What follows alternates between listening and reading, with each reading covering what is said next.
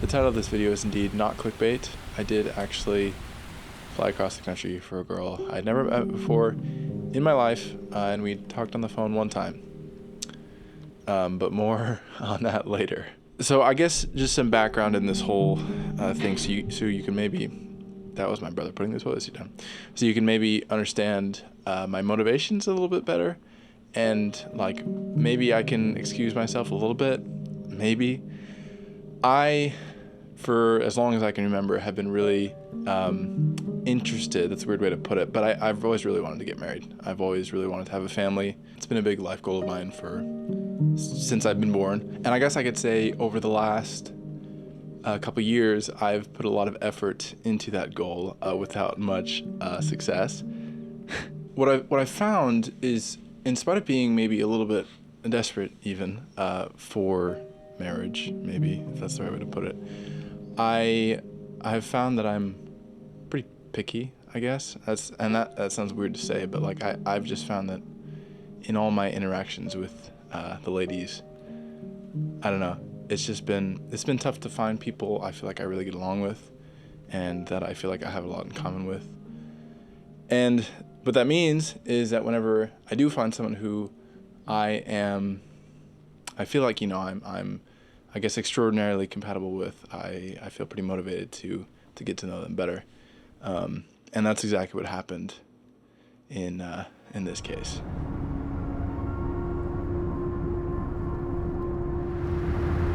So let me explain how I started talking to this girl in the first place. So I try not to scroll on Instagram very much, but in a moment of weakness, I was scrolling, and this girl pops up in my followers suggested, and we had a few mutual friends. I had no idea who she was, but I thought she was kind of cute, so I followed her. And surprisingly enough, she followed me back. One thing led to another, and after about a week, we were messaging a lot, and I was getting pretty interested.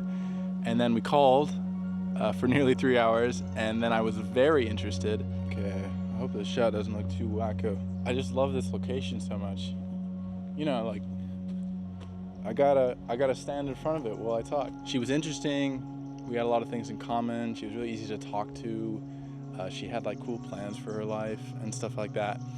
And now she lives 30 hours away. Bit of a drive. And well, before I say what I'm about to say, let me explain first. In about 2 weeks after we had this first phone call, there was a mission reunion happening in Utah, in Salt Lake City. And I wanted to go. I probably wasn't going to go, but it was an opportunity. So on that first phone call, sorry, someone just pulled up there and I'm nervous. I hope there are no security cameras, and I'm gonna get, I think this is it's a park. Oh, they left. So on that phone call near the end, I was feeling really good. It felt like she was on the same wavelength as me, more or less. And it was just, it was a long time and it was really good.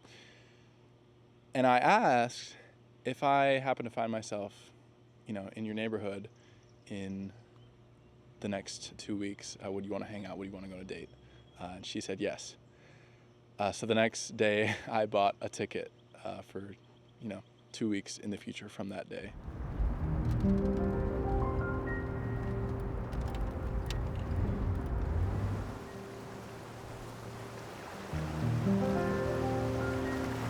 It's hard to film yourself in nature when there are hornets' nests and other things, and you're stupid and you wear white pants and dress shoes. I kind of thought, whoa, shit, what's better? Sorry, it was a bug. I thought it was cute. I kind of thought if I was gonna, I don't know, I'm young. I feel like if I'm gonna take risks, now is the time. And I thought if anything's worth taking a risk for, it's this. So I did. I bought a ticket.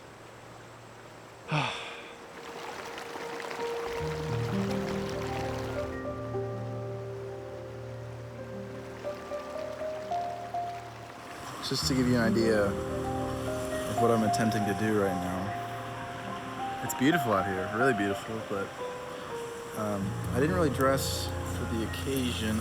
I kind of thought it was just gonna be like prancing around in like a field or something. Free drink. Wow, that's pretty.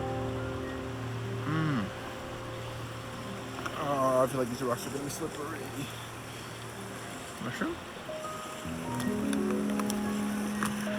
Oh, very pretty. I'm reminded like how beautiful it is where I live. Sometimes I take it for granted, I think, because I work every day and it's just like home. But then I like get out in the country a little bit and it's just so beautiful. It makes me think I want to be here for a while.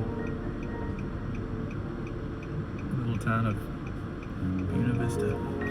Completely attention to what this video is actually about, but I think it's easy to get in the mindset like where I live is not cool. Like I need to travel to go see cool places, and I'm like really guilty of this all the time because I'm always looking at like Europe or Asia, or especially Japan, and I kind of forget how like literally in my own backyard is one of the most beautiful parts of the country, maybe the world, and I don't really take advantage of it, and I think I should.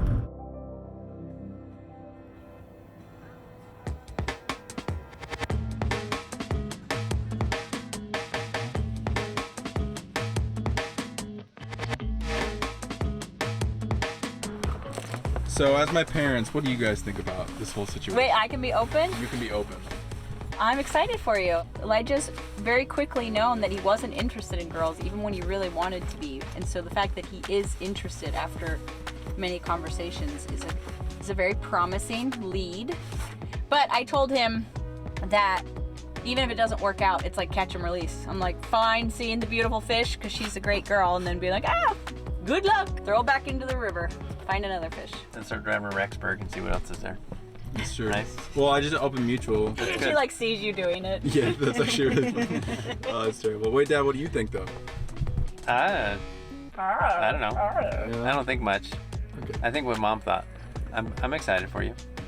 Hoping that you find somebody. I just got nervous. You're not used to being on a YouTube, right? You've never been on a YouTube channel before. Not someone else's. It's a little strange.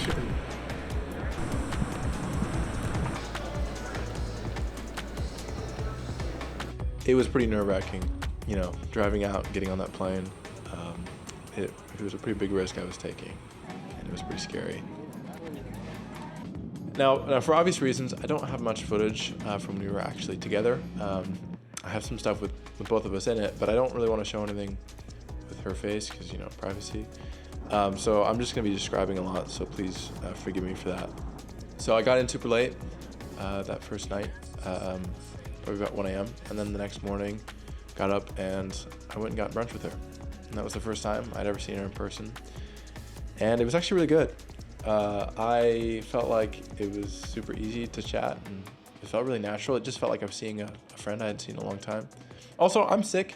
Can you tell? I think I might be a little nasally. I'm sorry about that. So we had brunch. I think we were at the restaurant for 2-ish hours, and it was really good. And I was like, okay, I'm glad I came on the trip. I think this is worth it. And then we went back to her apartment, and we played the guitar together a little bit. We talked about doing that. That was fun. But then it kind of started to get kind of awkward again. Or not again, but it started to get kind of awkward. It was just a little quiet, and it